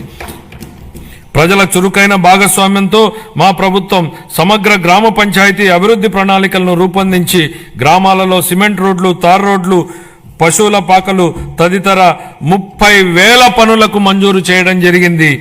4,300 కిలోమీటర్ల మేరకు మంజూరైన సీసీ రోడ్లలో ఇప్పటికే 3,000 కిలోమీటర్ల రోడ్లు పూర్తయ్యాయి. మరో 1,300 కిలోమీటర్ల మేర రోడ్లు తుది నిర్మాణ దశలో ఉన్నాయి. వీటి ఫలితంగా గ్రామీణ ప్రాంతాలలో పరిశుభ్రమైన వాతావరణం ఏర్పడి ఆర్థిక కార్యకలాపాలు, ఉపాధి కల్పన జరిగింది. గత ప్రభుత్వం 5 ఏళ్లుగా స్మార్ట్ ఎల్ఈడి వీధి దీపాల పథకాన్ని పూర్తిగా నిర్లక్ష్యం చేసింది. 150 కోట్ల రూపాయల మేరకు బకాయిలను చెల్లించడం ద్వారా మా ప్రభుత్వాన్ని ఈ కార్యక్రమాన్ని పునరుద్ధరించింది. కేంద్ర ప్రభుత్వం జల్ జీవన్ మిషన్ను ఆగస్టు 15, 2019లో ప్రారంభించినప్పటి నుండి 2024-25 వరకు 13,499 కోట్ల రూపాయలను కేంద్ర ప్రభుత్వం కేటాయించినప్పటికీ గత ప్రభుత్వం మన రాష్ట్రాన్ని సకాలంలో విడుదల చేయకపోవడం వలన కేవలం 2,255 కోట్ల రూపాయలను మాత్రమే వినియోగించుకోగలిగింది. ఛత్తీస్గఢ్, జార్ఖండ్, గుజరాత్, ఒడిశా వంటి రాష్ట్రాలు 23-24 సంవత్సరానికి కేంద్రం నుంచి మనకంటే తక్కువ కేటాయింపులు పొందినప్పటికీ మన రాష్ట్రం కంటే ఎక్కువ నిధులను వినియోగించుకున్నాయి. మా ప్రభుత్వం ఈ పథకాన్ని పునరుద్ధరించడానికి చొరవ తీసుకుంది. మా ప్రభుత్వ అభ్యర్థన మేరకు ఈ పథకం గడువును 2028 వరకు పొడిగించిన కేంద్ర ప్రభుత్వానికి ఈ గౌరవ సభ ద్వారా ధన్యవాదాలు తెలియజేస్తున్నాను. దీనిలో భాగంగా సుస్థిర ఉపరితల నీటి రిజర్వాయర్ల నుండి 95.44 లక్షల గ్రామీణ గృహాలకు నీరందించాలని మా ప్రభుత్వం లక్ష్యంగా పెట్టుకుంది. మహాత్మా గాంధీ జాతీయ గ్రామీణ ఉపాధి హామీ పథకం కింద 45.3 లక్షల కుటుంబాలకు చెందిన 72 లక్షల మందికి ఉపాధి కల్పించడం జరిగింది. మా ప్రభుత్వం రైతులకు మేలు చేకూరేలా పొలాలకు అనుసంధాన రహదారులు వేస్తోంది. అన్ని గ్రామాలలో స్వచ్ఛ భారత్ మిషన్ కింద ఘన మరియు ద్రవ వ్యర్థాల నిర్వహణ కార్యకలాపాలను చేపట్టడం వలన అవి పరిశుభ్రమైన మరియు ఆదర్శ గ్రామాలుగా మార్పు చెందనున్నాయి. గ్రామీణ ప్రాంతాల్లో మౌలిక వసతులు, రోడ్ల నిర్మాణం విషయంలో గత ప్రభుత్వాల నిర్లక్ష్యాల వలన భయంకరమైన భరింపశక్యంగాని వారసత్వం మా ప్రభుత్వానికి వచ్చింది అధ్యక్ష. పల్లెల్లో ఎక్కడ చూసినా గుంతలమైన రోడ్లే కనిపించాయి. వంతెనలు లేక కనెక్టివిటీ లేని గ్రామాలకు అనుసంధానం ఏర్పడుతున్న ఈ రోజుల్లో రోడ్లు సరిగా లేక గ్రామాలకు అనుసంధానం లేని పరిస్థితి గత ప్రభుత్వంలో ఏర్పడింది. ప్రధానమంత్రి గ్రామీణ సడక్ యోజన, ఆంధ్రప్రదేశ్ గ్రామీణ రహదారుల అనుసంధాన మరియు ప్రాజెక్టు మరియు జాతీయ వ్యవసాయ మరియు గ్రామీణాభివృద్ధి బ్యాంకు నిధుల కింద ఈ రోడ్లను అభివృద్ధి చేసే ప్రయత్నాలను ప్రారంభించాం. అన్ని వాతావరణ పరిస్థితులను తట్టుకోగలిగే రహదారులను నిర్మించి అనుసంధానతను కల్పించే దిశగా పీఎం జన్మన్ పథకం మన రాష్ట్రంలో అమలు చేయబడుతోంది. 2025-26 ఆర్థిక సంవత్సరానికి గాను పంచాయతీరాజ్ మరియు గ్రామీణాభివృద్ధి శాఖకు 18,847 కోట్ల రూపాయల కేటాయింపును ప్రతిపాదిస్తున్నారు. పట్టణాభివృద్ధి. వేగంగా పెరుగుతున్న జనాభా దృష్ట్యా సమర్థవంతమైన పట్టణ ప్రణాళికను రూపొందించడం చాలా ముఖ్యం. పెరుగుతున్న పట్టణీకరణ అవసరాలను తీర్చడానికి అనుగుణంగా అభివృద్ధి చెందుతున్న నగరాలు మౌలిక సదుపాయాలను కలిగి ఉండాలి. రాష్ట్రాన్ని సర్వనాశనం చేసేలా ప్రణాళికాబద్ధంగా వికేంద్రీకరణ మంత్రాన్ని జపించిన గత ప్రభుత్వం బిల్లుల చెల్లింపుల విషయానికి వచ్చేటప్పటికి మాత్రం కేంద్రీకృత విధానాన్ని అమలు చేసింది. ఉదాహరణకు మున్సిపాలిటీలలో చేసే చెల్లింపులను గత ప్రభుత్వం కేంద్రీకృతం చేసింది అధ్యక్ష. దీని ద్వారా స్థానిక స్వపరిపాలన స్ఫూర్తికి గత ప్రభుత్వం పాతరేసింది. మారుమూల మున్సిపాలిటీలో ఓ చిన్న మురుగునీటి కాలువ నిర్మాణానికి సంబంధించిన బిల్లులు సైతం రాష్ట్ర సచివాలయంలోని ఆర్థిక శాఖ కార్యదర్శి చెల్లింపులు జరిపే విధానాన్ని అమలు చేసింది. కేంద్రీకృత చెల్లింపుల విధానం నుంచి మున్సిపాలిటీలకు ఆర్థిక స్వేచ్ఛను కల్పించాలన్న గౌరవ ముఖ్యమంత్రి గారి ఆలోచనలకు అనుగుణంగా ఏప్రిల్ 1, 2025 నుండి మున్సిపాలిటీల బిల్లుల చెల్లింపును కేంద్రీకృత విధానం నుంచి వేరు చేసి బిల్లులు చెల్లించే అధికారాన్ని మున్సిపాలిటీలకే ఇస్తున్నాం. స్థానిక సంస్థలకు ఆర్థిక స్వేచ్ఛను కల్పించడం, వాటి పనితీరు మెరుగుపరచడానికి ఇదొక విప్లవాత్మక నిర్ణయం. ప్రజా రాజధాని అమరావతి. అసంబద్ధ రాష్ట్ర విభజన కారణంగా రాజధానిని కోల్పోయిన మన రాష్ట్రానికి అమరావతిని ప్రజా రాజధానిగా ఏర్పాటు చేసుకున్నాం. దీనికి ఆనాడు ఆమోదం తెలిపి అధికారంలోనికి రాగానే మాట మార్చారు. మాట మార్చడమే కాకుండా అమరావతి విధ్వంసానికి నడం బిగించారు. నాటి ప్రభుత్వ అరాచక విధానాలపై అమరావతి రైతులు పోరుబాటును ఎంచుకోవడం, తమని తాను కాపాడుకుంటూ ఈ రాష్ట్ర రాజధానిని కూడా కాపాడుకునేలా అమరావతి రైతులు చేసిన పోరాటాన్ని ఈ సందర్భంగా గుర్తు చేస్తున్నా అధ్యక్ష. తిరిగి రాష్ట్ర ప్రజల ఆకాంక్షలకు అనుగుణంగా రాజధాని పనులను పెద్ద ఎత్తున చేపట్టేందుకు సిద్ధంగా ఉన్నామని చెప్పడానికి సంతోషిస్తున్నాను అధ్యక్ష. రాజధాని అనేది ఓ ప్రాంతం కోసం కాదు, రాష్ట్ర అభివృద్ధి కోసం దోహదం చేసే గ్రోత్ ఇంజన్ గా అమరావతిని తీర్చిదిద్దాలనేదే మా ప్రభుత్వ లక్ష్యం. మహారాష్ట్ర అభివృద్ధికి ముంబై ఎంత కీలకమో, తెలంగాణ వృద్ధికి హైదరాబాద్ ఎంత ముఖ్యమో, మన రాష్ట్ర ఆర్థిక వ్యవస్థను ముందుకు తీసుకెళ్లడానికి అమరావతి నిర్మాణం కూడా అంతే అవసరం. గౌరవనీయ ప్రధానమంత్రి శ్రీ నరేంద్ర మోడీ గారి సహకారంతో ప్రపంచ స్థాయి మౌలిక సదుపాయాలు, పెట్టుబడులు మరియు ఉపాధి అవకాశాలను కల్పించడం ద్వారా అమరావతిని ముంబై మరియు హైదరాబాద్లతో సరితూగే ఆర్థిక శక్తిగా అభివృద్ధి చేయడానికి మా ప్రభుత్వం కృషి చేస్తోంది. అమరావతిని విధ్వంసం చేసేందుకు నాటి పాలకులు చెప్పిన మాటలను ఈ సందర్భంగా గుర్తు చేయాలనుకుంటున్నా అధ్యక్ష. రాజధాని నిర్మాణం కోసం అంత డబ్బులు ఇవ్వలేం కాబట్టి 3 రాజధానులు ఏర్పాటు అన్నారు.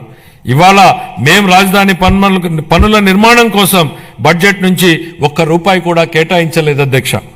కానీ రాజధాని పనులు ప్రారంభం కాబోతున్నాయి. మా ముఖ్యమంత్రి గారు చెప్పిన విధంగా అమరావతి సెల్ఫ్ సస్టైనబుల్ ప్రాజెక్ట్ అని నిరూపితమైంది.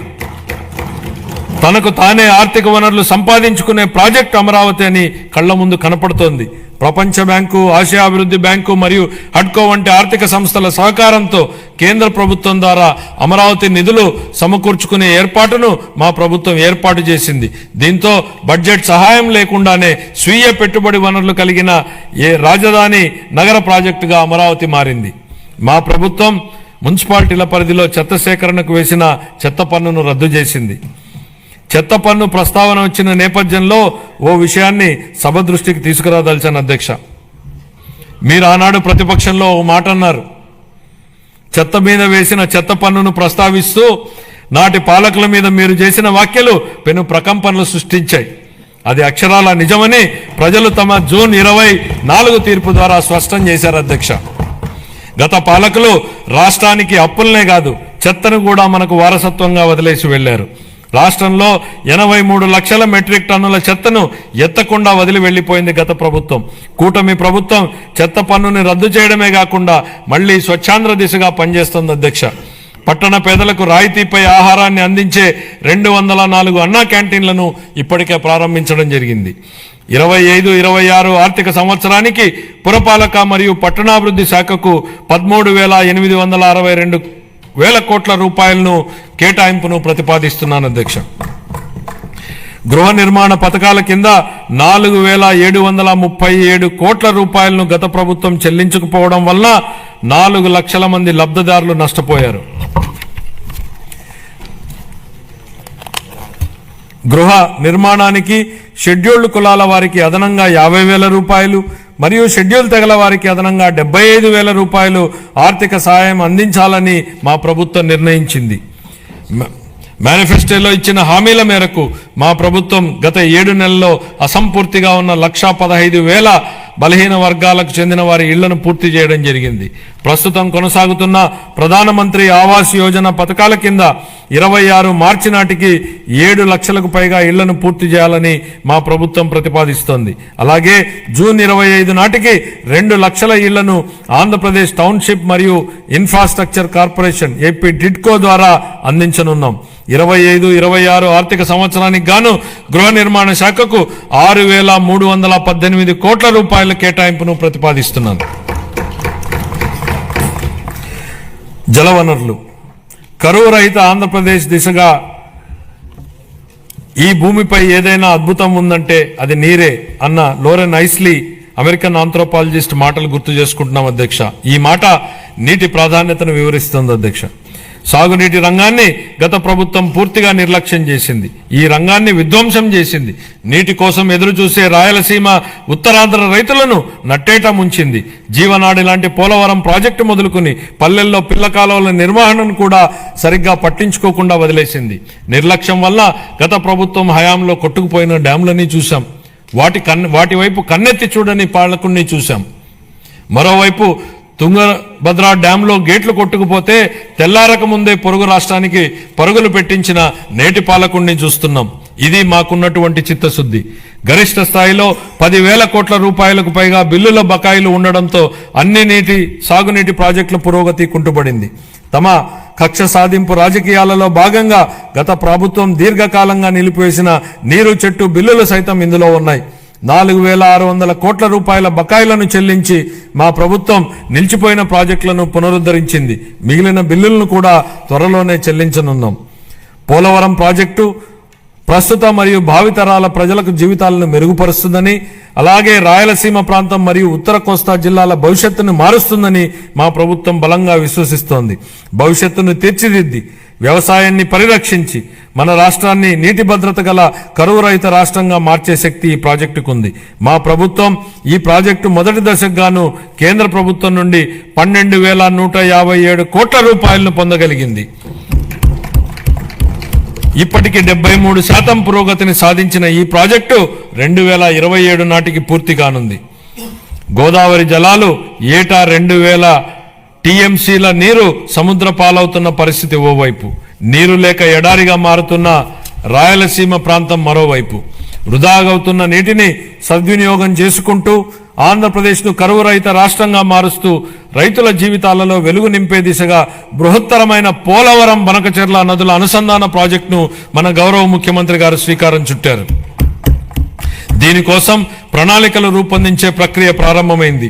ఈ బృహత్తరమైన ప్రాజెక్టుకు అవసరమయ్యే 1,000 కోట్ల రూపాయలను సమకూర్చుకోవడానికి ఉన్న అన్ని అవకాశాలను గౌరవ ముఖ్యమంత్రి గారు అన్వేషిస్తున్నారు.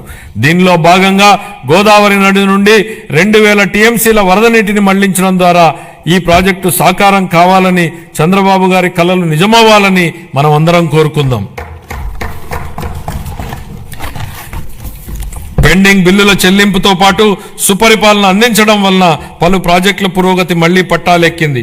వీటిలో హంద్రీనీవా సుజల స్రవంతి ప్రాజెక్టు వెడల్పు చేసే పనులు ఇప్పటికే ప్రారంభమయ్యాయి. పూల సుబ్బయ్య వెలుగొండ ప్రాజెక్టు, చింతలపూడి ఎత్తిపోతల పథకం స్టేజ్ 2లోని బొడ్డేపల్లి రాజగోపాలరావు వంశధార ఫేజ్ 2 పనులు వివిధ దశల్లో ఉన్నాయి. 25-26 ఆర్థిక సంవత్సరానికి జలవనరుల శాఖకు 18,019 కోట్ల రూపాయల కేటాయింపును ప్రతిపాదిస్తున్నాను. పరిశ్రమలు మరియు వాణిజ్యం. గత ప్రభుత్వ ఉదాసీన వైఖరి మరియు అసంబద్ధ విధానాల వలన పరిశ్రమలు మూతపడడంతో ప్రజలు ఉద్యోగాలు కోల్పోయి అనేక కుటుంబాలు ఆర్థికంగా చితికిపోయాయి. రాష్ట్రం నుంచి అనేక పరిశ్రమలు తరిమివేయబడడంతో వ్యాపార వర్గాల్లో భయాందోళనలు నెలకొన్నాయి. స్కూళ్లలో డ్రాప్అవుట్స్ గురించి మనం వింటూ ఉంటాం అధ్యక్ష. కానీ గత ప్రభుత్వంలో స్కూళ్లలో విద్యార్థులు డ్రాప్అవుట్ సహజంగానే పెరిగాయి. ఇవే కాకుండా పరిశ్రమలు డ్రాప్అవుట్ అయ్యాయి. రాష్ట్రం నుంచి ఉద్యోగాలు డ్రాప్అవుట్ అయ్యాయి. పేదలకు ఉపాధి డ్రాప్అవుట్ అయింది. ఇన్ని రంగాలలో డ్రాప్అవుట్లు కావడానికి మూలకారమైన గత ప్రభుత్వ పాలకులు ఇప్పుడు ఓటమి భయంతో సభకు రాకుండా అసెంబ్లీ నుంచి కూడా డ్రాప్అవుట్ అయ్యారు. వాళ్ళు ప్రజా జీవితం నుంచి శాశ్వతంగా డ్రాప్ అయ్యే రోజులు అతి త్వరలోనే ఉన్నాయి అధ్యక్ష. అనేక పరిశ్రమలు, ఎంఎస్ఎంఈలు ఎస్సీ మరియు ఎస్టీ వర్గాలకు చెందిన వ్యాపారవేత్తలకు ప్రోత్సాహాల కోసం ఇవ్వాల్సిన 11,000 కోట్ల రూపాయల పైగా బకాయిలను గత ప్రభుత్వం నిలిపేసింది. వీటిలో 377.73 కోట్ల రూపాయల బకాయిలను మా ప్రభుత్వం ఇప్పటికే చెల్లించింది. ఒకప్పుడు వ్యాపారాన్ని ఈజ్ ఆఫ్ డూయింగ్ బిజినెస్ గురించి మాట్లాడుకున్నాం. ఇప్పుడు మన గౌరవ ముఖ్యమంత్రి గారు స్పీడ్ ఆఫ్ డూయింగ్ బిజినెస్ పై దృష్టి సారించారు. ప్రతి ఇంటికి ఒక ఐటీ ఉద్యోగి ఉండాలని అప్పట్లో మేము కృషి చేశాం. నేడు ఇంకొక అడుగు ముందుకేసి ప్రతి కుటుంబానికి వ్యాపారవేత్త ఉండాలనే లక్ష్యంతో ముందుకెళ్తున్నాం. ఓర్వకల్లు, కొప్పర్తి అనే 2 పారిశ్రామిక వాడలకు ఆర్థిక సహాయం అందించి అభివృద్ధి చేసేందుకు కేంద్ర ప్రభుత్వం ఆమోదం తెలిపింది. పారిశ్రామిక కారిడార్ అభివృద్ధి పథకం కింద మూలపేట, దొనకొండ, చిలమత్తూరు మరియు కుప్పం అనే 4 కొత్త పారిశ్రామిక వాడలను ఎంపిక చేయడం జరిగింది. పారిశ్రామిక వృద్ధిని వేగవంతం చేయడానికి మరియు దృఢమైన పెట్టుబడి వ్యవస్థను నెలకొల్పడానికి మా ప్రభుత్వం ముందు చూపుతో కూడిన అనేక విధానపరమైన కార్యక్రమాలను ఆవిష్కరించింది. 4 లక్షల మందికి ఉద్యోగ అవకాశాలు కల్పించే దిశగా ప్రధాన పెట్టుబడిదారులైన NTPC, Green Energy Limited, Arcelor Mittal steel company, NHPC, BPCL, Reliance Industries, LG Electronics, TCS, Tata Power, Greenko Group, Hero Future Energies, Ecoren ఎనర్జీల నుండి మా ప్రభుత్వం 6.3 లక్షల కోట్ల రూపాయల పెట్టుబడి హామీలను సాధించగలిగింది. ఈ సందర్భంగా పెట్టుబడుల సాధనలో శ్రీ నారా లోకేష్ గారి గురించి ప్రత్యేకంగా చెప్పాలి అధ్యక్ష. ఆర్సిలర్ మిట్టల్ స్టీల్ కంపెనీ రాష్ట్రానికి వచ్చేలా చేయడంలో ఆయనదే కీలక పాత్ర. అలాగే ప్రతిష్టాత్మక సంస్థలకు చెందిన డేటా సెంటర్లను రాష్ట్రానికి వచ్చేలా చేసే విషయమై లోకేష్ గారు దృష్టి పెట్టారు. 25-26 ఆర్థిక సంవత్సరానికి గాను పరిశ్రమలు మరియు వాణిజ్య శాఖకు 3,156 కోట్ల రూపాయలను కేటాయింపును ప్రతిపాదిస్తున్నాను. ఇంధన రంగం ప్రమాణ స్వీకారం చేసిన రోజునే గత ప్రభుత్వం విద్యుత్ కొనుగోలు ఒప్పందాలను రద్దు చేస్తున్నట్లు ప్రకటించడంతో విద్యుత్ రంగం సర్వనాశనమైంది. అసమర్థ పాలన, అప్పులు పెరిగి మరియు టారిఫ్ భారం కారణంగా ఈ రంగం 1.29 లక్షల కోట్ల రూపాయలకు పైగా నష్టాలను చవిచూసింది. విద్యుత్ కొనుగోలు ఒప్పందాలను గత ప్రభుత్వం నిర్లక్ష్యంగా రద్దు చేయడంతో మన రాష్ట్రం అధిక ధరకు విద్యుత్తును కొనుగోలు చేయాల్సి వచ్చింది. దీనివల్ల ట్రూఅప్ ఛార్జీల పేరుతో ప్రజలపై పెనుభారం మోపబడింది. గౌరవ ముఖ్యమంత్రి గారి దార్శనిక నాయకత్వంలో మన రాష్ట్ర ఇంధన రంగం నేడు పునరుజ్జీవం పొందుతోంది. గ్రీన్ హైడ్రోజన్ ఉత్పత్తిలో 2030 నాటికి భారతదేశం యొక్క మొత్తం ఉత్పత్తిలో 1/3 సాధించాలనే ధ్యేయంతో రాష్ట్రాన్ని గ్రీన్ హైడ్రోజన్ హబ్గా మార్చడమే మా ప్రభుత్వ లక్ష్యం. Andhra Pradesh integrated clean energy policy 24 పునరుత్పాదక ఇంధన తయారీ జోన్ల ఏర్పాటు చేయడం ద్వారా ఇంధన రంగంలో పెట్టుబడులను ఆకర్షించి 7.5 లక్షల మందికి ప్రత్యక్ష మరియు పరోక్ష ఉపాధి అవకాశాలను కల్పించే ప్రయత్నాలు జరుగుతున్నాయి. 25-26 ఆర్థిక సంవత్సరానికి గాను ఇంధన శాఖకు 13,600 కోట్ల రూపాయల కేటాయింపును ప్రతిపాదిస్తున్నాను.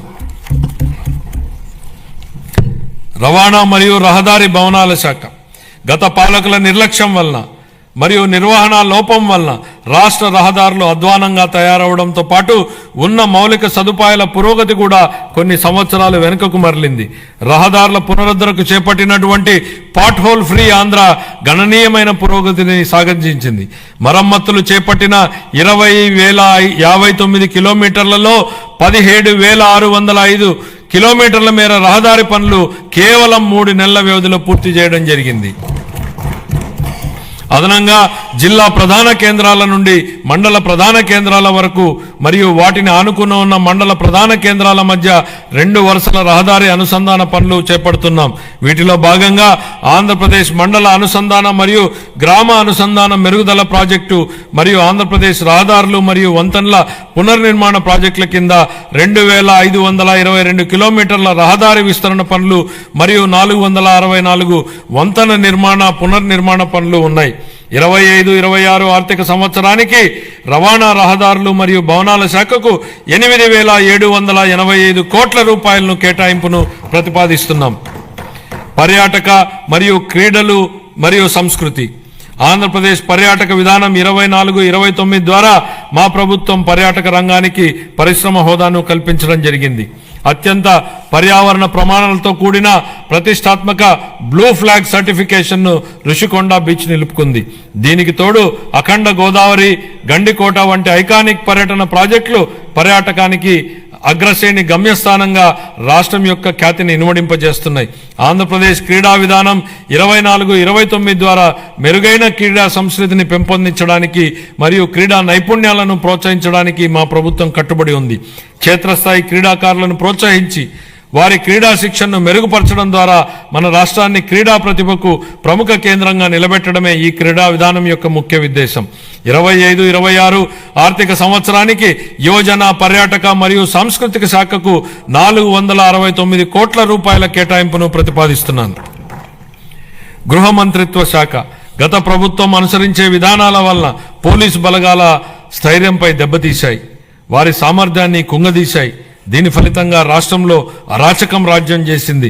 మాదక ద్రవ్యాలు అడ్డు అదుపు లేకుండా తాండవించాయి. పోలీసు బలగాల ఆత్మస్థైర్యాన్ని పెంపొందించడం కోసం 920 కోట్ల రూపాయల మేర పేరుకుపోయిన బకాయిల నుండి 250 కోట్ల రూపాయల బకాయిలను ఇటీవలే చెల్లించాం. గత ప్రభుత్వం 2 ఏళ్లుగా నిలిపేసిన గ్రూప్ పర్సనల్ యాక్సిడెంట్ ఇన్సూరెన్స్ పాలసీని మా ప్రభుత్వం పునరుద్ధరించడం జరిగింది. పోలీస్ దళం ఆధునీకరణ పథకం కింద 61.20 కోట్లని విడుదల చేశాం. శాంతి భద్రతలను బలోపేతం చేయడానికి మరియు ఉపాధి కల్పించడానికి 6,100 మంది పోలీసు కానిస్టేబుళ్ల నియామ ప్రక్రియ జరుగుతోంది. గంజాయి, ఇతర మాదక ద్రవ్యాల సాగు మరియు వీటి అక్రమ రవాణాను నిరోధించడానికి elite anti narcotic group of law enforcement ఈగల్ను మా ప్రభుత్వం ఏర్పాటు చేయడం జరిగింది. సైబర్ నేరాల ముప్పు పెరుగుతుండటంతో ప్రతి జిల్లాలో ఒక సైబర్ పోలీస్ స్టేషన్ ఏర్పాటు చేయడానికి ప్రణాళికలు రూపొందించడం జరుగుతోంది. పోలీసు శాఖను మరింత చురుగ్గా తీర్చిదిద్దేందుకు వాహనాల కొనుగోలుకు మా ప్రభుత్వం కృషి చేస్తోంది. 25-26 ఆర్థిక సంవత్సరానికి గృహ మంత్రిత్వ శాఖకు 8,570 కోట్ల రూపాయల కేటాయింపును ప్రతిపాదిస్తున్నాను. రెవెన్యూ శాఖ గత ప్రభుత్వం ఆంధ్రప్రదేశ్ భూ హక్కు చట్టాన్ని సరైన జాగ్రత్తలు తీసుకోకుండా హడావిడిగా తీసుకొచ్చింది. ప్రజల నుండి వచ్చిన తీవ్రమైన ఒత్తిడి మేరకు ఈ చట్టాన్ని రద్దు చేసి భూ యాజమాన్యంపై ప్రజలకు ఉన్న భయాన్ని మా ప్రభుత్వం తొలగించింది. గ్రామ స్థాయిలో భూ సమస్యలను పరిష్కరించడానికి మా ప్రభుత్వం 17,403 గ్రామాలలో రెవెన్యూ సదస్సులను నిర్వహించి ఇప్పటి వరకు 90,315 అర్జీలను పరిష్కరించడం జరిగింది. సుమోటో కుల ధృవీకరణ విధానం ద్వారా రాష్ట్రంలోని అన్ని కుటుంబాలకు కుల ధృవీకరణ పత్రాలను ఆన్లైన్లో అందుబాటులో ఉంచడం జరిగింది. ఫ్రీ హోల్డ్ భూముల పునఃపరిశీలన చేపట్టి పూర్తి చేశాం. రీసర్వే పూర్తయిన 6,688 గ్రామాలలో గ్రామ సభలను జరిపి ఫిర్యాదుల పరిష్కారానికి తాజా ప్రాదేశిక డేటాను నిర్వహించడం జరుగుతోంది. కార్మిక శాఖ దారిద్ర్య రేఖకు దిగువన ఉన్న కుటుంబాల భద్రత కోసం కుటుంబ యజమానికి చంద్రన్న బీమా పథకం అమలుకు సంబంధించిన విధి విధానాలను నిర్ణయించేందుకు వర్కింగ్ కమిటీ ఏర్పాటు చేశాం. గుంటూరు, శ్రీ సిటీ, కర్నూలు, పెనుగొండ, అచ్యుతాపురం, శ్రీకాకుళం మరియు నెల్లూరు జిల్లాలలో ఈఎస్ఐ ఆసుపత్రుల నిర్మాణానికి భూములను గుర్తించడం జరిగింది. తిరుపతిలో ఈఎస్ఐ ఆసుపత్రిని 50 నుండి 100 పడకలకు పెంచడానికి ఆమోదించడం జరిగింది. ఇతర విధానాలు గౌరవ ముఖ్యమంత్రి గారి మార్గదర్శకంలో ఈ కింద ముఖ్య విధానాలను మా ప్రభుత్వం తీసుకొస్తోంది. వైబిలిటీ గ్యాప్ ఫండింగ్ ఆర్థిక శాఖకు సంబంధించి కొన్ని కీలక అంశాలు ప్రస్తావించాలి అధ్యక్ష. బడ్జెట్ అనగానే రూపాయి రాక పోక, కేటాయింపులు, అప్పులు, ఆదాయం, ఖర్చులు, లోటు మిగులు, రెవెన్యూ వ్యయం, మూలధన వ్యయం ఇవి సామాన్యుడికి అర్థం కాని పడికట్టు పదాలు. ప్రజల కోసం పెట్టే బడ్జెట్ను ప్రజలకు అర్థమయ్యే భాషలో చెప్పాల్సిన బాధ్యత మనపై ఉంది అధ్యక్ష. గతంలో ఎన్నడూ లేని విధంగా మూలధన వ్యయం గురించి ఎక్కువ చర్చ జరుగుతోంది అధ్యక్ష. మూలధనం వ్యయం అంటే ఏమిటనేది సామాన్యుడి భాషలో చెప్పాలంటే ఒక రైతు భూమిని కొనడం మూలధన వ్యయం, ఆ భూమిని సాగు చేసుకోవడానికి అవసరమైన బావి తవ్వడం, బోర వేయడం మూలధన వ్యయం. ఇలా ఆ రైతు పెట్టిన ఆ మూలధన వ్యయం వలన అతని పొలంలో పంటలు పండుతాయి, ఆదాయం వస్తుంది. అలాగే ప్రభుత్వానికి మూలధన వ్యయం ఉంటుంది. సాగునీటి ప్రాజెక్టులు, మౌలిక సదుపాయాల వంటి వాటిపై ఖర్చు చేస్తే అవి తిరిగి ఆదాయాన్ని కల్పిస్తాయి. ఇదే నిజమైన మూలధన వ్యయం లక్ష్యం. ఒక ఉదాహరణ అధ్యక్ష, 1,600 కోట్ల రూపాయలను ఖర్చు పెట్టి కట్టిన పట్టిసీమ ప్రాజెక్టు ఈ రాష్ట్ర రైతాంగానికి 5 ఏళ్లలో 44,000 కోట్ల రూపాయలను సంపాదించే అవకాశాన్ని కల్పించింది. ఇది నిజమైన మూలధన వ్యయం, ప్రజలకు ఉపయోగపడే మూలధన వ్యయం. అందుకే మా ప్రభుత్వం దీనికి ఎక్కువ ప్రాధాన్యతనిస్తోంది. 100 కోట్లతో సముద్ర తీరాన ప్యాలెస్లు కట్టుకోవడం, సర్వే రాళ్లపై బొమ్మలకే 650 కోట్ల రూపాయలు తగలేయడం ప్రజలకు ఉపయోగపడే మూలధన వ్యయం కాదు. ఇలాంటివి క్యాపిటల్ ఎక్స్పెండిచర్లా కనిపించే పర్సనల్ ఎక్స్పెండిచర్. ఇది గత ప్రభుత్వ నిర్వాహకం.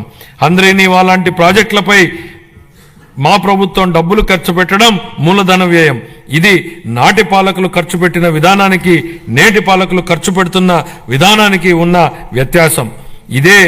అదే రూపాయిని ఎవరు ఎలా ఖర్చు పెడుతున్నారనడానికి ఇదే ఉదాహరణ. తక్కువ ఆదాయ వనరులున్న ప్రస్తుత పరిస్థితుల్లో పెద్ద క్యాపిటల్ ఎక్స్పెండిచర్ ప్రాజెక్టులు చేపట్టడానికి వచ్చే ఇబ్బందులను అధిగమించడానికి ప్రణాళికలు రూపొందించాం. ప్రైవేట్ పబ్లిక్ భాగస్వామ్యంతో కొత్త అభివృద్ధి పనులు చేపట్టేందుకు ప్రోత్సాహకంగా ప్రాజెక్టు వ్యయంలో 20% వరకు వైబిలిటీ గ్యాప్ ఫండింగ్ కోసం ఓ వినూత్న పథకాన్ని ప్రవేశపెడుతున్నామని ప్రకటిస్తున్నాం. దీనికోసం 2,000 కోట్ల రూపాయల కార్పస్ ఫండ్ను ప్రతిపాదిస్తున్నాం. Real time governance. గత ప్రభుత్వ హయాంలో పారదర్శక మరియు పాలనా సౌలభ్యం కొరబడ్డాయి. గూగుల్, టీసీఎస్, మెటా తదితర సంస్థలతో మా ప్రభుత్వం అవగాహన ఒప్పందాలు కుదుర్చుకుంది.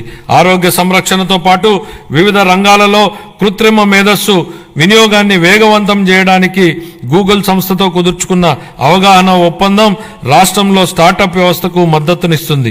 మెటాతో కుదుర్చుకున్న అవగాహన ఒప్పందం ద్వారా 159 సేవలతో వాట్సాప్ గవర్నెన్స్ ను ప్రారంభించడం జరిగింది. వాట్సాప్ గవర్నెన్స్ తో వీలైనన్ని ఎక్కువ పౌర సేవలను అనుసంధానం చేసేందుకు మా ప్రభుత్వం ప్రయత్నిస్తోంది.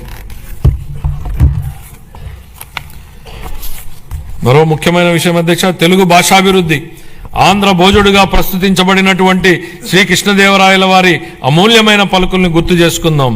తెలుగుదేలయన్న దేశంబు తెలుగేను, తెలుగు వల్లబొండ తెలుగొకొండ, ఎల్ల నృపులు గొలవ ఎరుగవే బాసాడి, దేశ భాషలందు తెలుగు లెస్స. గౌరవనీయులైన ముఖ్యమంత్రి గారి మార్గదర్శకంలో వచ్చే ఆర్థిక సంవత్సరంలో వినూత్న ఆలోచనలతో మా ప్రభుత్వం ముందుకు అడుగేస్తుంది. శతాబ్దాల నాటి గొప్ప సాహితీ సాంప్రదాయాన్ని కలిగిన ప్రాచీన తెలుగు భాష ఒకటి. భారతీయ సంస్కృతి, సాహిత్యం మరియు కళలకు తమ రచనల ద్వారా పలువురు తెలుగు కవులు, రచయితలు మరియు పండితులు చేసిన సేవ ఎలాంటిది. మన రాష్ట్ర సంస్కృతి వారసత్వాన్ని కాపాడటంలో మరియు ప్రచారం చేయడంలో తెలుగు భాషకున్న ప్రాముఖ్యతను మా ప్రభుత్వం గుర్తించింది. తెలుగు భాష అభివృద్ధి మరియు ప్రచారం కోసం 10 కోట్ల రూపాయల కేటాయింపును ప్రతిపాదిస్తున్నాను. నవోదయం. అక్రమ మద్యం ఉత్పత్తిని నిర్మూలించడం కోసం 2016 సంవత్సరంలో అమలుపరచబడినటువంటి నవోదయం కార్యక్రమం విజయవంతమైంది. నేడు రాష్ట్రాన్ని అక్రమ మద్యం, మాదక ద్రవ్యాలు మరియు గంజాయి రహిత రాష్ట్రంగా మార్చాలనే ధ్యేయంతో మా ప్రభుత్వం నవోదయం 2.0 కార్యక్రమాన్ని ప్రారంభించింది. ఆల్కహాల్ డీ అడిక్షన్ కోసం పనిచేస్తున్న ప్రసిద్ధ సంస్థలతో కలిసి మా ప్రభుత్వం వ్యసనాల బారి నుండి ప్రజలను, ముఖ్యంగా యువతను రక్షించడానికి అవగాహన కార్యక్రమాలను విస్తృతంగా చేపట్టనుంది. ఈ కార్యక్రమానికి 10 కోట్ల రూపాయల కేటాయింపును ప్రతిపాదిస్తున్నాం. రతన్ టాటా ఇన్నోవేషన్ హబ్ను మా ప్రభుత్వం అమరావతిలో ఏర్పాటు చేయనుంది. దీని ద్వారా నూతన ఆవిష్కరణలను ప్రోత్సహించడం, పారిశ్రామిక వ్యవస్థలను ఏర్పాటు చేయడం మరియు స్టార్టప్లకు మార్గదర్శనం వహించడం జరుగుతుంది. ఈ హబ్ మరో 5 జోనల్ కేంద్రాలతో అనుసంధానించబడుతుంది. ప్రతి కేంద్రానికి ఒక ప్రముఖ వ్యాపార సమూహం మద్దతు లభించడం వల్ల అభివృద్ధి చెందుతున్న రంగాల్లో సాంకేతికత మరియు నైపుణ్యాభివృద్ధి సులభతరం కానున్నాయి. కాలుష్య రహిత ఆంధ్ర. దేశ రాజధాని ఢిల్లీలోని పరిస్థితిని చూస్తే కాలుష్య ప్రమాదం స్పష్టంగా కనపడుతుంది. మన రాష్ట్రం కాలుష్యం బారిన పడకుండా మా ప్రభుత్వం చర్యలు తీసుకుంటోంది. హరిత శక్తిని ప్రోత్సహించి మరియు రాష్ట్రంలో పచ్చదనాన్ని 50% పెంచడానికి ద్వారా మా ప్రభుత్వం కృషి చేస్తోంది. ఈ చర్యలతో మన ప్రభుత్వం నెట్ జీరో ఎకానమీగా మార్పు చెందడానికి మా ప్రభుత్వం కృషి చేస్తోంది. 23-24 ఖాతాలు. ఆంధ్రప్రదేశ్ అకౌంటెంట్ జనరల్ వారు ఖరారు చేసిన ఆర్థిక లెక్కల ప్రకారం 23-24 ఆర్థిక సంవత్సరానికి గాను రెవెన్యూ లోటు 38,682 కోట్ల రూపాయలు మరియు ద్రవ్యలోటు 62,719 కోట్ల రూపాయలుగా చెప్పడం జరిగింది. రాష్ట్ర స్థూల దేశీయ ఉత్పత్తిలో రెవెన్యూ లోటు మరియు ద్రవ్యలోటు వరుసగా 2.7% గాను 4.41% గాను ఉన్నాయి. 24-25కు సవరించిన అంచనాల ప్రకారం 24-25 ఆర్థిక సంవత్సరానికి రెవెన్యూ వ్యయం 2,24,342 కోట్ల రూపాయలు కాగా మూలధన వ్యయం 24,072 కోట్ల రూపాయలు. 24-25 ఆర్థిక సంవత్సరంలో రెవెన్యూ లోటు దాదాపు 48,311 కోట్లు కాగా ఇదే కాలానికి ద్రవ్యలోటు దాదాపు 73,362 కోట్ల రూపాయలు. ఇవి రాష్ట్ర స్థూల దేశీయ ఉత్పత్తిలో వరుసగా 3.1% గాను మరియు 4.57% గాను ఉన్నాయి. 25-26 బడ్జెట్ అంచనాలు. 25-26 ఆర్థిక సంవత్సరానికి గాను నేను 3,22,359 కోట్ల రూపాయల వ్యయాన్ని ప్రతిపాదిస్తున్నాను. ఇందులో రెవెన్యూ వ్యయం అంచనా 2,51,162 కోట్ల రూపాయలు మరియు మూలధన వ్యయం అంచనా 40,635 కోట్ల రూపాయలు. ఇదే కాలానికి రెవెన్యూ లోటు 33,185 కోట్ల రూపాయలు మరియు ద్రవ్యలోటు 79,926 కోట్ల రూపాయలుగా ప్రతిపాదిస్తున్నాను. రాష్ట్ర స్థూల దేశీయ ఉత్పత్తిలో రెవెన్యూ లోటు 1.82% గాను ద్రవ్యలోటు 4.3% గాను ఉండవచ్చు. ముగింపు. గౌరవనీయ ముఖ్యమంత్రి శ్రీ నారా చంద్రబాబు నాయుడు గారి నాయకత్వంలో మన రాష్ట్రం ఆరోగ్యవంతమైన, సుసంపన్నమైన మరియు సంతోషకరమైన సమాజ నిర్మాణ దిశగా నూతన శకానికి నాంది పలుకుతోంది. హెల్తీ, వెల్తీ, హ్యాపీ స్టేట్ మా లక్ష్యం. స్వర్ణాంధ్ర 2047 ఎంతో ఆశావహం. ఇది కష్టతరమైనప్పటికీ సాధ్యమే. గత ఏడాది నుండి మన రాష్ట్రంలో జరుగుతున్న ప్రగతిశీల పరివర్తన మనమందరం ఆశావహ దృక్పథంతో, ఆత్మవిశ్వాసంతో గర్వంగా ముందుకు సాగడానికి కావలసిన ప్రోత్సాహం ఇస్తుంది. 1944లో సుభాష్ చంద్రబోస్ గారు భారత జాతీయ సైన్య సభ్యులతో ఇలా అన్నారు: నాకు రక్తాన్ని ఇవ్వండి, నేను మీకు స్వాతంత్రాన్ని ఇస్తాను. దేశ స్వాతంత్ర సాధనకు ఈ పిలుపు స్ఫూర్తినిచ్చింది. గొప్ప నాయకులు క్లిష్ట సమయాలలో తమ ప్రజలను ఉత్తేజపరిచి ప్రజల ఉజ్వల భవిష్యత్తు వైపుకు నడిపిస్తారు. ఈ సందర్భంగా మహాకవి శ్రీశ్రీ గారి మాటల్ని గుర్తు చేసుకుందాం. నేను సైతం ప్రపంచాగ్నికి సమిధనొక్కటి ఆహుతి ఇచ్చాను, నేను సైతం విశ్వవృష్టికి అశ్రు ఒక్కటి ధారపోశాను. ఈ స్ఫూర్తితో గౌరవ ముఖ్యమంత్రి శ్రీ నారా చంద్రబాబు నాయుడు గారి నాయకత్వంలో నేను, మీరు, మనమందరం మనవంతు తోడ్పాటు అందించి స్వర్ణాంధ్ర ప్రదేశ్ లక్ష్య సాధనను సాకారం చేసుకుందాం. ఈ మాటలతో ఇప్పుడు మన రాష్ట్ర బడ్జెట్ను గౌరవ సభ ఆమోదం కోసం ప్రతిపాదిస్తున్నాను. జై ఆంధ్రప్రదేశ్, జై Hind.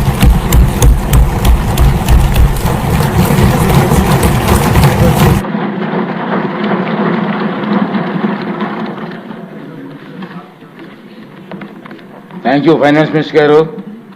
With in time load చేశారు.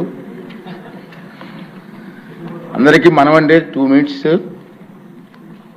ఈరోజు ఈ బడ్జెట్ గురించి మీరంతా విన్నారు.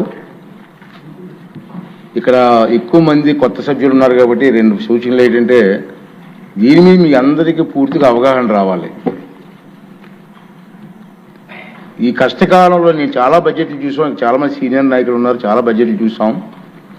ఈ కష్టకాలంలో చంద్రబాబు నాయుడు గారు, పవన్ కళ్యాణ్ గారు ఇద్దరు కలిసి నాయకత్వంలో ఒక మంచి బడ్జెట్ని ప్రవేశపెట్టారు. ఎందుకంటే కష్టకాలంలో మిగతా రోజులు వేరు, నష్టపోయిన రాష్ట్రంలో ఈ బడ్జెట్ గురించి ప్రతి ఒక్కరికి కూడా పూర్తి అవగాహన కావాలి. ఇక 2 రోజులు టైం ఉంది మనకి. రేపు ఎల్లుండి కూడా సెలవు ఇస్తున్నాం. మళ్ళీ మండే వస్తాం మనం. 3 days దీని మీద డిస్కషన్ ఉంటుంది. మీరు ఏదో మాట్లాడడం కోసం కాదు, మీకు అవగాహనతో, పూర్తి అవగాహనతో ఈ సబ్జెక్టు మీద మీరు ఇక డిస్కస్ చేయాలి. దానికోసం మీరు ప్రయత్నం చేయండి. మనందరం కలిసి నష్టపోయిన రాష్ట్రాన్ని కాపాడడం కోసం ముఖ్యమంత్రి గారికి, ఉప ముఖ్యమంత్రి గారికి మన అందరం కూడా అండగా ఉండి ఈ రాష్ట్రాన్ని కాపాడుకోవాల్సిన బాధ్యత మన అందరి మీద ఉందని మాత్రం మర్చిపోవద్దు. బాగా చదవండి.